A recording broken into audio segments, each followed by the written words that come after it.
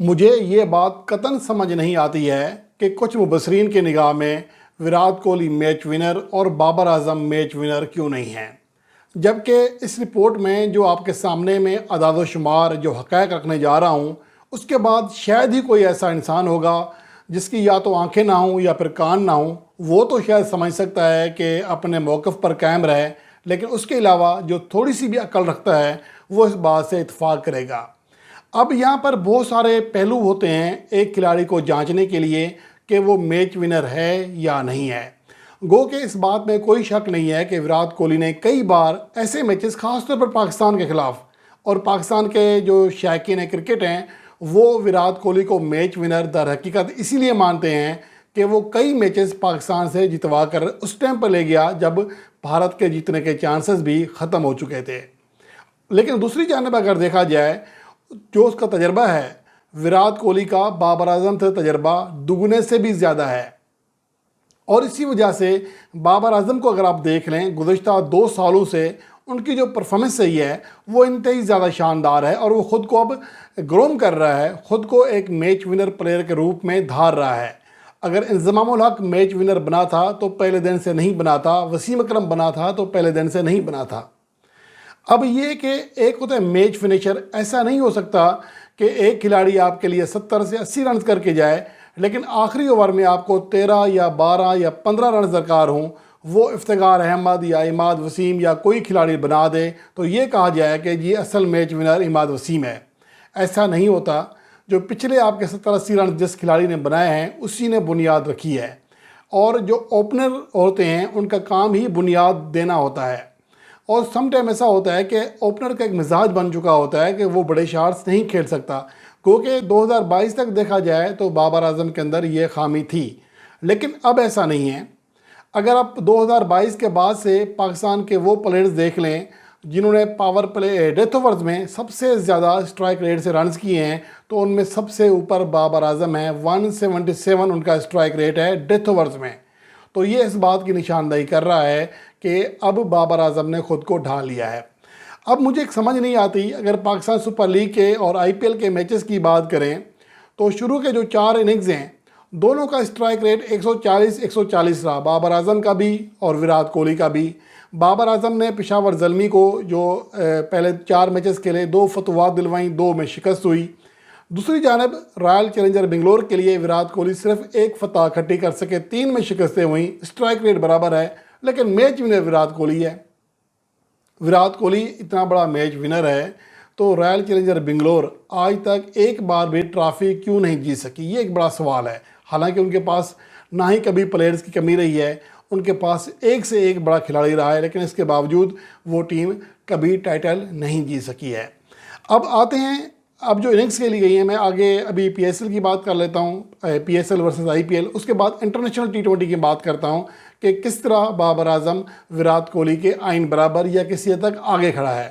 اب جو P S L 2024 تھی اس کی پہلی اننگز میں بابر اعظم نے 161.90 162 کے اسٹرائک ریٹ سے لگ بھگ 66 رنز کیے تھے 42 گیندوں پر، اگلے میں 51 گیندوں پر 72 رنز کیے، 141 کا اسٹرائک ریٹ رہا، پھر 26 پہ 31 کیے، پھر 36 پہ 48 کیے۔ اوورآل پہلی 4 اننگز میں 140 کے اسٹرائک ریٹ سے 217 رنز کیے۔ اور اگر دوسری جانب دیکھتے ہیں تو اب تک آئی پی ایل میں وراٹ کوہلی نے 140 کے اسٹرائک ریٹ سے 203 رن کیے ہیں، جو کہ کسی حد تک کم ہے وراٹ کوہلی بابر اعظم کے مقابلے میں۔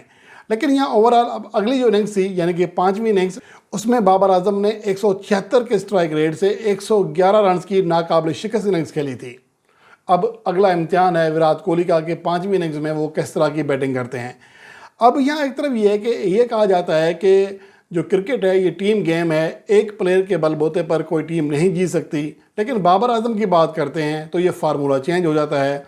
پاکستان کا ٹاپ آرڈر ناکام ہو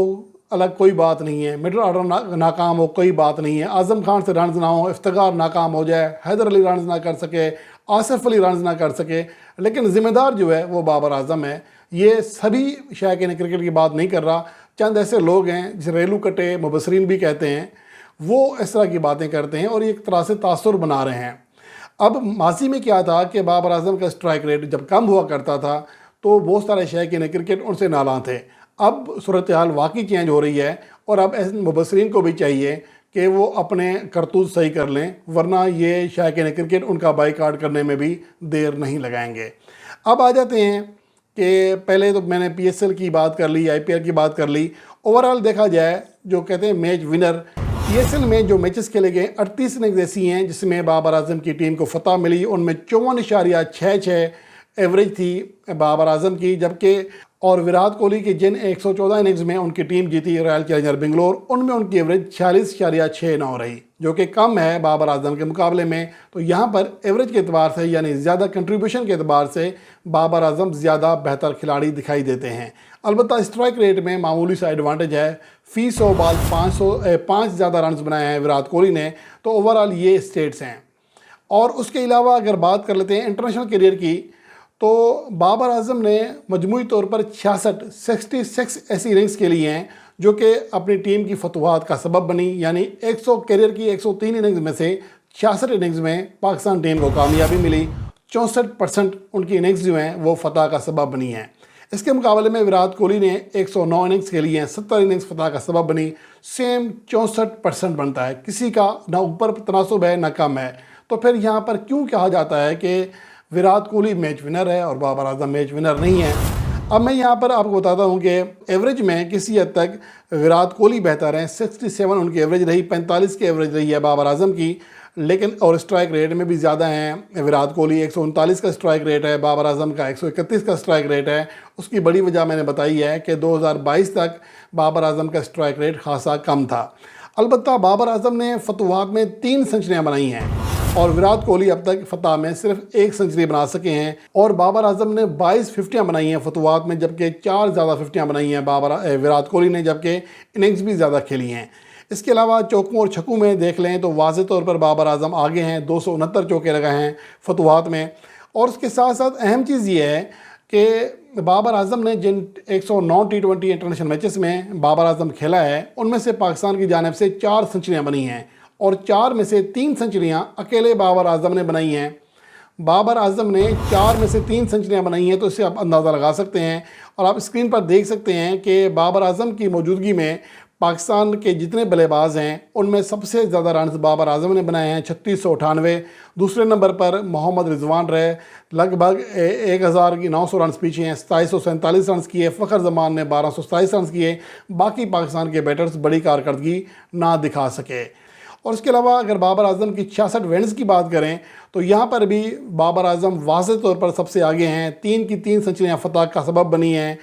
ان کے علاوہ کوئی بھی دوسرا ایسا کھلاڑی نہیں ہے جو کہ ان میچز میں 2000 کا سنگ میل عبور کر سکا ہو۔ البتہ محمد رضوان نے 1944 رنز کیے ہیں۔ باقی کوئی بھی ایسا کھلاڑی نہیں ہے جس نے ان فتوحات میں 900 رنز کا حصہ بھی ڈالا ہو۔ تو یہ 2 کھلاڑی ہیں بابر اعظم اور محمد رضوان، جو کہ واضح طور پر پاکستان کی فتوحات میں اپنا کردار ادا کرتے رہے ہیں۔ لیکن دوسری جانب اگر دیکھا جائے تو وراٹ کوہلی کو کئی ایسے کھلاڑیوں کی خدمات، ایسے ساتھی پلیئرز کی خدمات حاصل ہیں جو کہ بھارت کی فتوحات میں کلیدی کردار ادا کرتے ہیں، جن میں روہت شرما سب سے آگے ہیں، شبھمن گل ہیں۔ اس کے علاوہ اور بھی ان کے ایک لمبی سی فہرست ہے جو کہ رنز کے اعتبار سے اپنی ٹیم کو بہت زیادہ سپورٹ کرتے ہیں۔ اگر انڈیا کی ونز کی بات کریں تو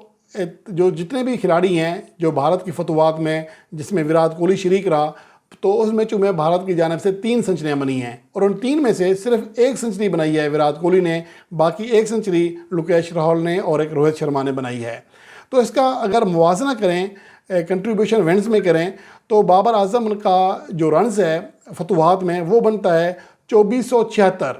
اور جو پاکستان رنز بنائے ہیں ان میچوں میں جن میں بابر اعظم شریک رہا اور فتح بھی حاصل کی پاکستان نے، وہ 10,234 ہے، یعنی کہ 24% حصہ ہے وہ ڈالا ہے اکیلے بابر اعظم نے، اور سیم یہ اتنا حصہ ڈالا ہے وراٹ کوہلی نے، یعنی کہ 11,437 میں سے 2828 رنز کیے ہیں۔ اور اگر اسٹرائک ریٹ کی بات کریں تو ٹیم کا جو مجموعی اسٹرائک ریٹ ہے پاکستان کا وہ 133 ہے، اور 131 کا اسٹرائک ریٹ بابر اعظم کا ہے۔ کوئی بڑا فرق نہیں ہے، ایسا نہیں ہے کہ ان کا اسٹرائک ریٹ کم ہے اس کی وجہ سے مسئلہ بن رہا تھا، ایسا بھی نہیں ہے۔ اور ان کا اگر دیکھیں تو وراٹ کوہلی کا اسٹرائک ریٹ 140 ہے، ٹیم کا مجموعی اسٹرائک ریٹ 139 ہے، تو کوئی بڑا فرق نہیں ہے۔